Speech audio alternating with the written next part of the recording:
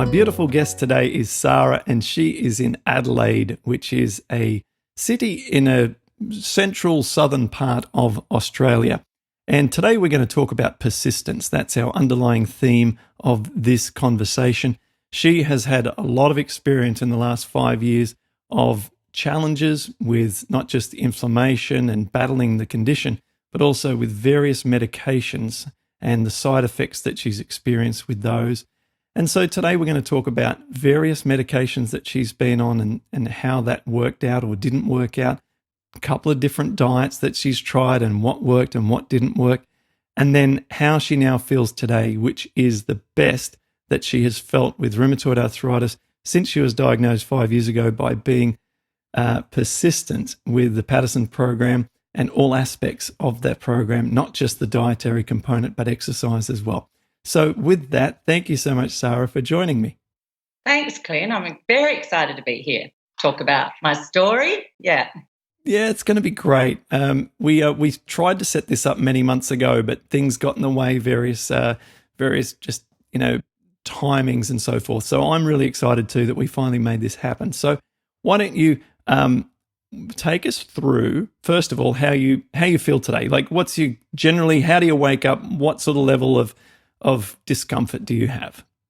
I was just talking to my husband earlier and I said, I still feel a bit sore in the morning and I'm a bit, stiff and getting out of bed. And he said, look, we're in our 50s. I'm the same. Don't worry. And I suddenly looked back before I did this podcast with you and I looked what I've achieved in 5 years. And when I wake up with a little bit of stiff fingers and that's probably about it in the morning, I'm thinking, wow, I've come such a long way from lying in bed in absolute agony with probably the biggest pain I had was the bursitis in my shoulders.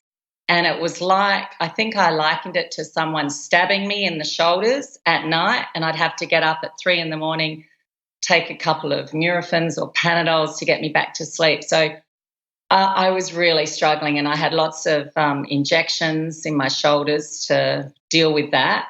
My feet were so swollen I couldn't walk to the bathroom. And my husband, he said, I watched you just practically crawl to the bathroom. And then even picking up a hairbrush, I couldn't clean my teeth because I couldn't wrap my fingers around the toothbrush. And I had to get in a hot shower almost every morning just to loosen up the body before even getting going. So that was sort of perhaps 5 years ago, the start of it and the process. It's been quite the journey looking back now going, I'm feeling great. Wow, what a transformation. So you've seen your fist-making ability completely transform, your ability to walk on your feet without that horrible swelling and pain. Those shoulders obviously keeping you awake at night. So like a massive turnaround. Huge. Just writing my story, I was suddenly going through it. Yeah, looking back to do this, I'm like, wow, this is great. I feel good. So probably 5 years ago, I think what's happened, looking back, it goes a long way back. And looking back, I think probably 10 years ago, a doctor said to me, your white blood cells are very low, your neutrophils are very low. Have you had an infection or something? And I said, oh, well, I don't think so. And they continued to be really low for a very long time. So I'm not sure if that's a kind of a thing. It could have been an infection.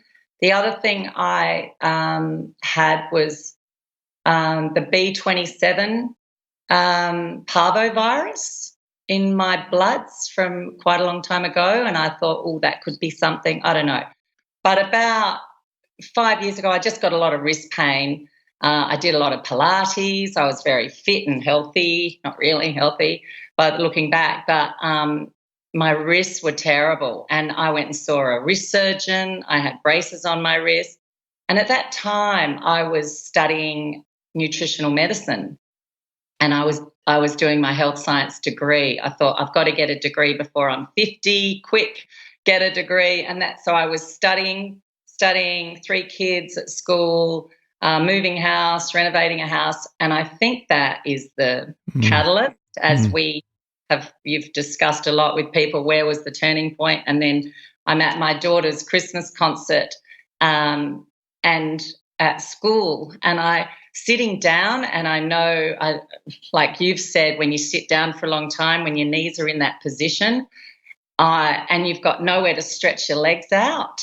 Yeah. I got up and I fell over, my knees just didn't hold me up, and that was like terrifying, because I'm like, something's really bad, and I almost had to get my knees lubricated again to be able to walk again. And that was the day after that I called the rheumatologist, who I actually knew, gave her my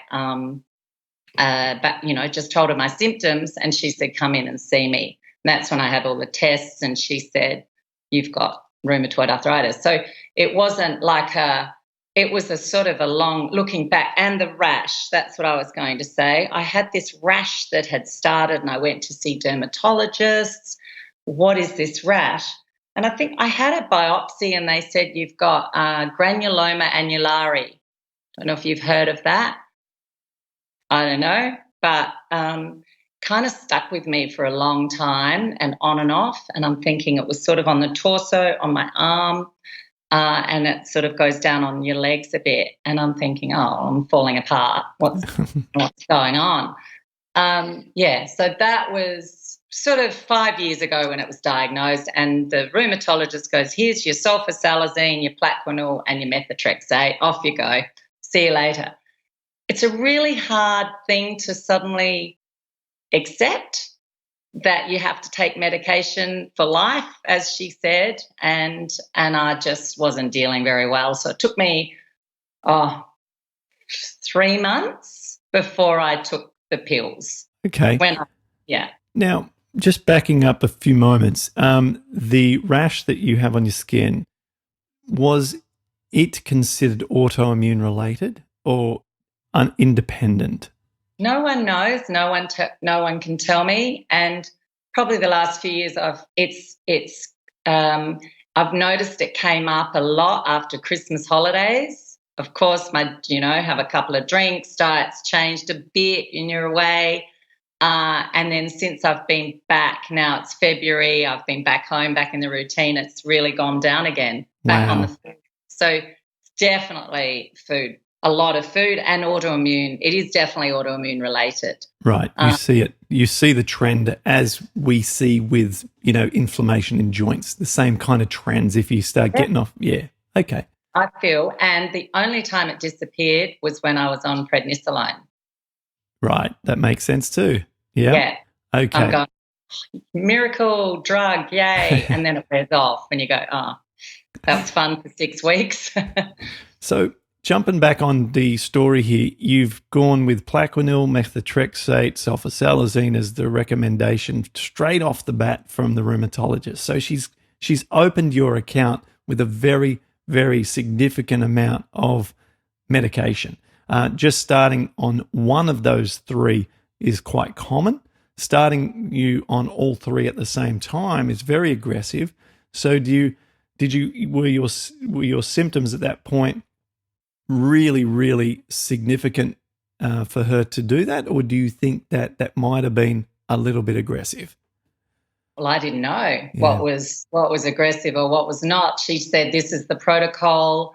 By your symptoms and what you're telling me, probably looking back, my symptoms probably got worse. So they probably weren't as full on when I saw her then. Interesting enough, when I finally went, bite the bullet, I'm going to do this. I can't stand it any longer. I can't cope with this pain.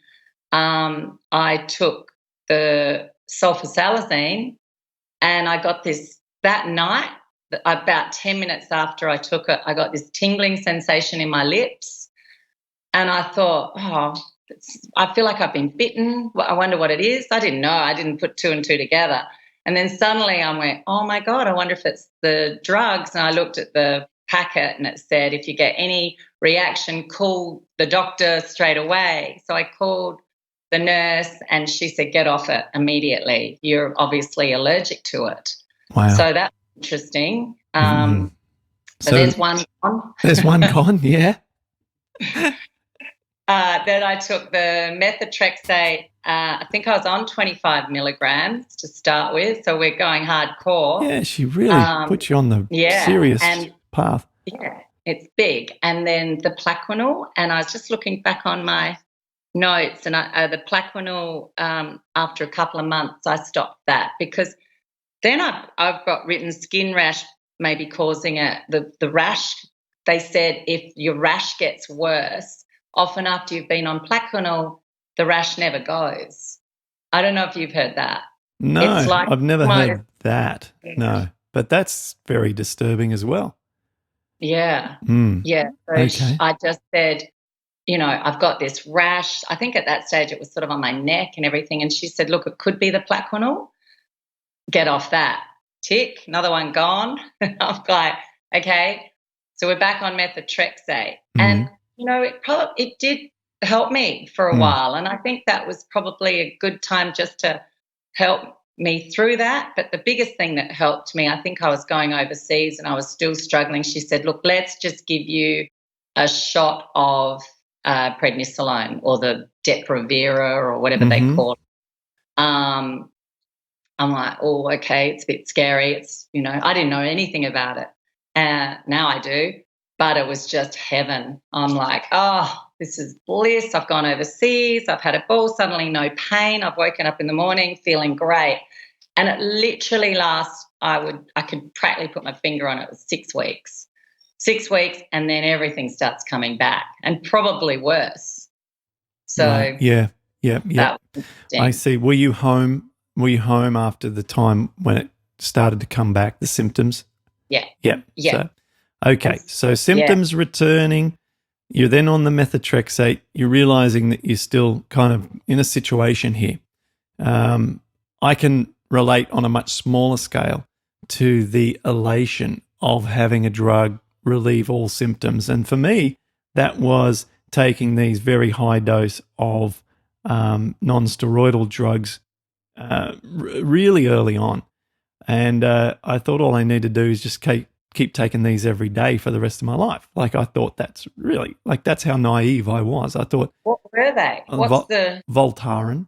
Oh, yeah, Yeah, yeah. right. So I'm taking these, and I woke up next morning and felt great, and I genuinely thought that's great. All I need to do is just take them every day now, forever. I really thought Perfect. that. And then after 3 weeks, I was on double or triple the dose just to get half the result. And I thought, this is now terrible. So I thought, well, I might as well stop taking them and see where I'm at. And that's when I discovered the horrific situation that lied underneath.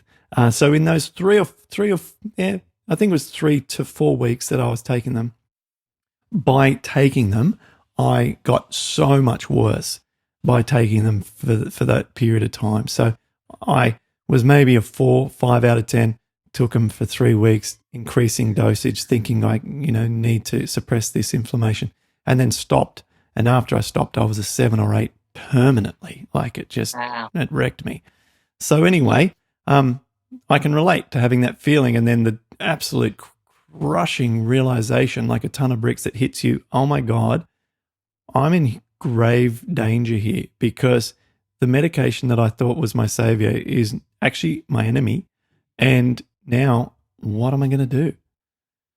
So, And that's the thing. And I'm not a Panadol taker, as in like or a Nurofen. I never take anything. So that was why it was such a big decision. But when you're in that much pain during the night, and I think that's when I would pop those Nurofens. But even then, I wouldn't take a headache tablet. So it was a big thing. But I'm just looking back, trying to think. I still think I went to naturopaths and nutritionists, and I got onto the fish oil, the curcumin. Then the ripper I got was Flexil. I think it's Flexil or something, and it's like, cure for rheumatoid arthritis. So I'm popping these, going, ripper, I'm cured. And I got this terrible itchy skin all over, like, oh my God, what is this? And it had like milk products all in it, traces of this, and I'm thinking this is just disaster. So I got off that. But I think I saw on one of your podcasts all the hundreds of thousands of things that you took, and I've looked in my cupboard and there's every cure in the book. This stops inflammation. This is good. So I'm on the glutathione drops and I'm on this and vitamins and So in the end I went, bugger it, I'm getting off everything. And I think that's a big thing that we almost need to do, like you just said, get off everything, see where you're at. And that's a really important thing. And I suddenly went, okay, let's start slowly. Then I found, I was just telling you before, I found the Amy Myers protocol, the autoimmune solution, which is completely opposite to what your program is. Yeah, tell us what they want you to eat on that. They want you to eat lots of meat, get off your dairy, grains, nuts, seeds, pretty much opposite to you. Well, not necessarily. The way that I like to think of it is a halfway step as opposed to opposite. And let me explain what I mean by that. Yeah. Is what we have in common is that we want no dairy because dairy is the worst. Okay. So starting with no dairy, and that's a huge step for people. And I've seen cases by just stopping dairy, people's symptoms disappear. And it's not very common. I wish it was really common, and that'd be really fortunate for a lot of us. But no, sometimes. The second thing is that eliminate all processed foods and junk foods. So once we've eliminated dairy, processed foods and junk foods, we're a lot healthier. And that's why a lot of people who go on something like her protocol are going to feel better and think, you know what, this is working for me. This is the go. Okay. True. Right? True. And also remember that the Patterson program involves the elimination of grains, of nuts, okay, in the early stages. It does. You're right. Okay, there's no grains because the science shows that there's inflammation in wheat, barley, oats, rye. All of these things are studied. So that's taken out of the diet and they are tested in later when the body is more able to handle these kind of foods. So there are health benefits for those once you aren't in a highly reactionary inflammatory state. Okay? We're laughing if you're not watching this. If you're listening, we're laughing because my daughter just ran in looking for some paper. She wants to draw some pictures. So notice that there are a lot of similarities so far, and the differences occur mostly with the amount of fat intake, and and that's where all the meat, versus low fat with alkalizing pseudo grains. They're actually seeds, right? So with buckwheat, quinoa, and things like millet, amaranth are also included, but not as used much by people who follow the Patterson program. And with sweet potato and so I just wanted, I think that's why a non-scientifically supported program like a low-carb, high-fat diet can improve symptoms for a lot of people who are coming from a Western diet, because Western is so bad. True. Interesting. Probably I was a vegetarian going back for 10 years back in the day, probably in my 20s. And then when I got pregnant, when I was 30, I started eating meat, and it made me feel so much better. And my husband always said to me, you're one of the healthiest girls I know. Why are you always sick? And I thought that's a really interesting fact, because I was always sick. I always had a cold, or, I was busy and you get a cold and I get run down, and he's just, a meat eater and just would go out and eat and drink whatever he likes and he would be fine. So I kind of look back at that vegetarian diet that probably wasn't a good vegetarian diet. I don't know, but I was always healthy and fit, always been like that. Introduced meat, felt great during pregnancies. I had 3. And so I was a big meat eater, and not a big meat eater, but lots of veggies and lots of health for years. But was constantly sick. So that's interesting. And since I've been on your program, I haven't had those colds and those things that I used to always get. So that's a really interesting fact. I'm just trying to look back. Yeah. Why don't What we else? pick it up from when you've, I believe you ditched the methotrexate then, and you sort of cleansed from the third and final drug, and then you started the Patterson program, right? So Yes. we wanted to talk about how you started it on no medication. So the challenge, the climb, the inclination of the hill to overcome is greater because you've only relying on natural ways to try and suppress the inflammation. And inflammation cascades as snowballs, builds up the more that we leave it in the body. So it's a hard task, to keep it all under control at a point that's low enough so it doesn't self-cycle. How did you go on Amy Meyer's program before you then started? I was on that probably about eight months. I think it did make me feel better, and I did go into the rheumatologist and say, I'm feeling better, I'm doing this, I'm eating this sort of food.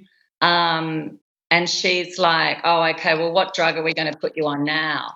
And I'm like, well, look, I'm really going to try and not take any drugs. But she looked at my inflammation, my fingers started, she said you're degenerating a little bit from your x-rays and stuff. So we really need to keep that inflammation down. So that was a kind of struggle because I really wanted to go, I'm doing this, I can do this. And when you can't, and you kind of go, oh, all right, what drug do you want me on now? And then I'd think about it. Then I'd have the prednisolone shot.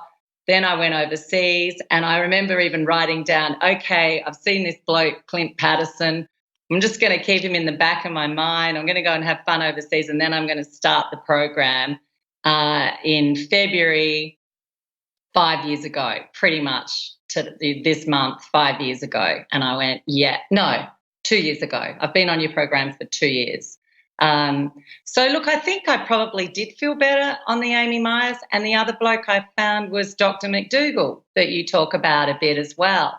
So I think what I was doing is pulling all bits of all of your diets in, and then I went, oh, Clint says have buckwheat and quinoa. So I'd have buckwheat and quinoa one day, and then I'd whip off and have my, Amy Myers meat and potatoes one night, and then, I can't eat nightshades, so I'll get rid of them. And so I think what happened, it was a whole big mess. Yeah. Everything was too many diets, too many supplements, too many people telling me stuff. But I think in the end, we've just got to get rid of it all and go on your program. So I think it's the only way. I think it's the only way. Well, I had a similar experience on a meat-heavy diet prior to the changes that I made. I never wanted to give up these foods. I've always been thin. I thought that if I gave up meat, I'll go from thin to invisible. And the reluctance for me to put aside those options on my plate, the reluctance was enormous. I completely understand. And my cupboards were full of the supplements, and I was doing anything but just the repetitive but predictably successful path of eating the required simple, humble foods each day. Our brain wants to just dictate these complicated approaches and reinvent the wheel. But the wheel says you got to keep inflammation low. Your foods need to be alkaline. The foods need to be easy to digest. The foods need to be, supportive to your healthy gut flora. And that's what these foods can do. And we don't need to get into the way. Sorry, Clint. I think the big thing that, because I was studying at the time, and I started to read your notes and your ebook.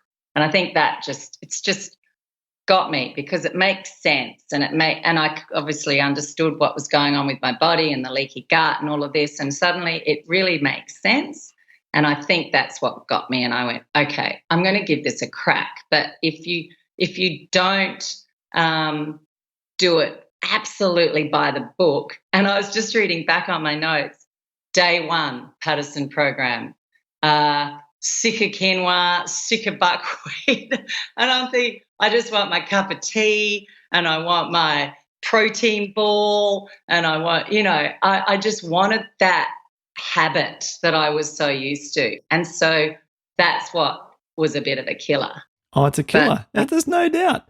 Look, the yeah, reason that this program isn't basically the standard protocol for everyone with rheumatoid arthritis worldwide is because even those with the disease, a lot of them just don't want to do it. Even if they were told to do it, even if they were made aware of it and said this is going to help you by their doctor, many people wouldn't do it anyway. So it's not just an aware. We don't just have an awareness issue. We have a desirability challenge as well. The doctor said to me, not many people can do what you're doing, Sara. And that's exactly, and even my husband goes, I admire you for doing this because not many people could do it. And I think when you're in that much pain, and as I was saying, when I can hardly walk and I'm miserable and you kind of lose the joy in life because you're always in pain and you're trying to explain to people and they don't see it because you can't see your pain. You go, right, I've got to do something. And I think that's, you just have to. But I think it is an ongoing life change. Mm-hmm. You can't stop. You can't stop this. This is a fight. It's not a fight. I don't call it a fight now because it's part of my life. So if you feel it's a fight, that's not enjoyable. It's nice. I go to yoga, I eat my beautiful foods, I go out, I might have a glass of wine still now after many months. But you've got to look on the bright side. So I think that's what makes you feel good. Yeah.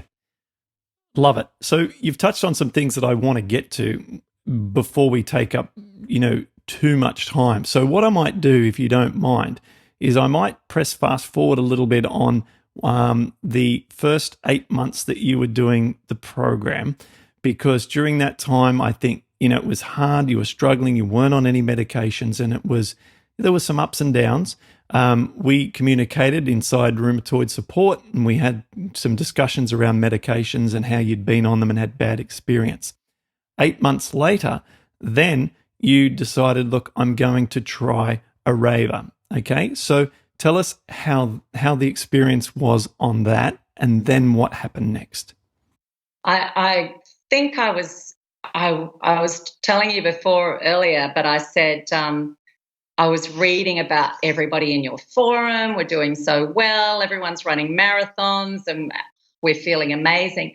And I kind of got to a point in about 8 months of your program, and I was feeling good, and then I wasn't, and I was doing all the right things, and I was following it to a T, and that's frustrating when I wasn't getting the complete results like I saw others were getting on your program.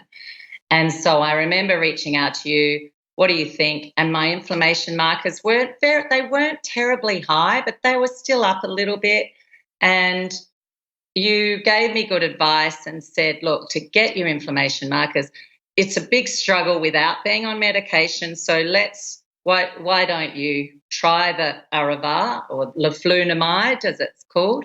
And I again had them sitting in their packet on my kitchen bench for ages going, shall I, shan't I? Anyway, I took them and I was on them for probably a couple of weeks. Sort of don't know if I felt any better or not at that stage, but I was taking my dog for a walk and I started getting these heart palpitations, which I've never had in my life, and I had to sort of buckle over around in the park and going, what's happened? Anyway, I pushed on. I came home and lied on the floor and put my feet up in the air going, what's happened? And then I spoke to my friend and she said, I think might drive you into the hospital. No, I'll be right. Anyway, I ended up in the hospital attached to all this stuff, like just to check my heart. And then I read side effects of this medication can cause heart palpitations, blah, blah, blah. The doctor goes, no, it wouldn't be that. It would have to be something else. Anyway, I got off them that day and never took them again. So we're back to square one. Look, it might have brought my inflammation down. I hadn't had a blood test at that stage. But probably since then, I've gone bigger and better. I've maybe it helped a little bit. And then I just took off on the food and started feeling really good for 18 months. So I pushed through, did it, felt great, 18 months. And I remember putting up on my Insta, I think that's when you commented, yay, oh my God, I feel amazing. And then I came down and had a really nasty accident. I was walking my dog in the dog park, and he's big. He's lying next to me now. He's a Rhodesian Ridgeback. And he was running around the dog park and smashed into me, and I broke my leg and broke my shoulder. So that's an interesting journey itself, because yoga's out the window. And so then we start another whole situation. Before we deal with that segment, Yes. this 18 months after stopping the Arava, audience is going to think, well, what's different? You did 8 months there on the Patterson program, and it was ups and downs, and you couldn't quite get the results. Then you've done a short few weeks on the Arava, and then you've done 18 months, and you've gotten to a point that you feel really, really good before the accident with your pet. So, what do you think was different? Did you introduce? Was it the persistence, as we've talked about? Was it just the compliance and not cheating with your, protein balls or whatever else that you were interested in, or was it adding more exercise? Was it mindset? What was it? I think exercise. I reckon about that time, and I have to have a think about it. Hot yoga. It's not Bikram, but I do hot yoga. I found a place, and I reckon that's when I went, right, I can't do that. So the other thing you always push is the exercise. So I did 5 days a week hot yoga. Oh, fantastic. That's going to help for sure.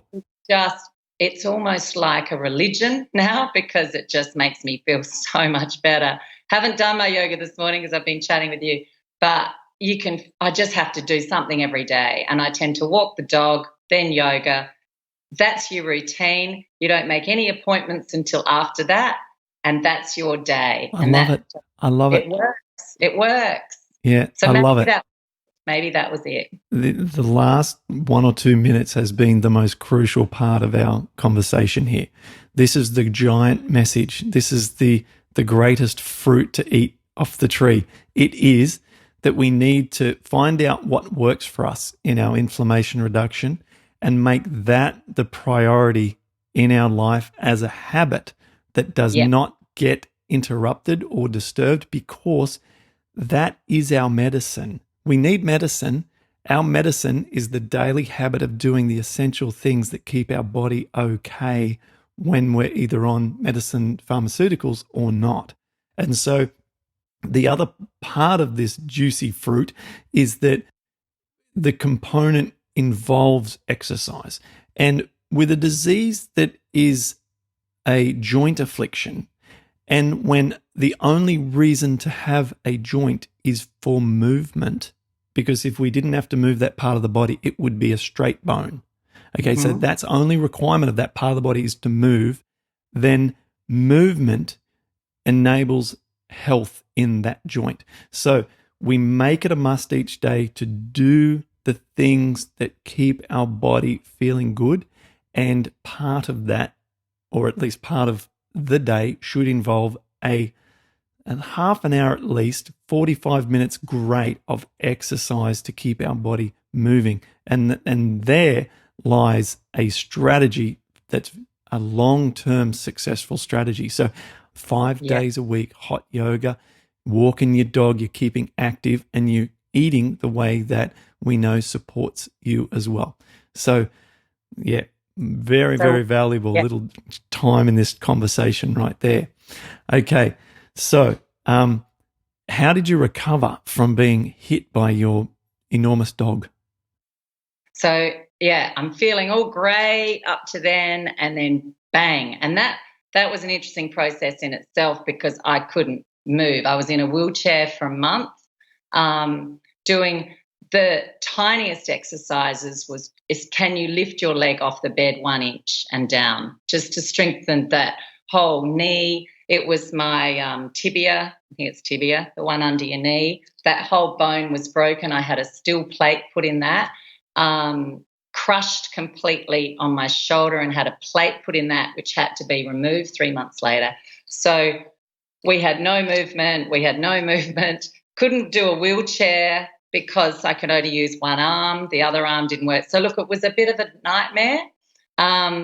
But every single day I put an hour aside on that floor and I would get down and I would do anything I could possibly do. And the doctor said to me, you have recovered so well. And a lot of people wouldn't have persisted. Here's my persistence again with that exercise routine. And I made my own exercise routine and I would do it every single day. I'd keep eating the same food. My husband was sick of making me cucumber and celery juices. He was very good in the end at the juice machine. I just kept my program going with you. But what I found is I started getting some joint pain that I hadn't had before because probably I wasn't doing my hot yoga. Mm. I was talking to you about this TMJ, my jaw joint suddenly got really, really sore. And I'm like, this is weird. My knees, everything else seems fine, but this jaw pain. I was on a lot of medication. I was on endone, which is quite Painkillers, right? Painkillers. Yep. Painkillers. Yeah, not all just big painkillers. So it almost took, I don't know, I think I'm recovered now and we're up to 7 months later. So probably 4 or 5 months. 5 months I got back into yoga. I couldn't do a lot on my shoulder and stuff, but I'd do what I could. The sweating, I think, is just, you feel like toxins are coming out. You feel good. But 7 months later, I'm back to 5 yogas a week. I'm eating, still got a plate in my leg, never get that out. I had to have surgery again on my shoulder and got that out. But it really puts you backwards again. And you're like, oh, here we go. But it makes you think about your life and everything else. And you're grateful that you can walk. And, you know, I'm grateful for where I'm at now. So it kind of makes you think about another whole, you know, it was an interesting process and journey. Right. So quite also a spiritual angle for you as well. Yeah, probably just, yeah, maybe it was because you got time to think. You know, you can't do anything. You read a lot of books and you think. So perhaps that relaxation part of it all, which I don't often get in my day-to-day, it was really important. And it calmed me. And I think stress is a massive problem with rheumatoid, and most people with rheumatoid arthritis are that busy, stressed kind of person. This was really good for me. So I'm feeling better from yoga, back to yoga and back to my same routine, and we're feeling great 2 years later. Wow, what a story. You've had some ups and downs, that's for sure. You've certainly not been the poster child for pharmaceuticals because you've seemed to react to most of them, which you know is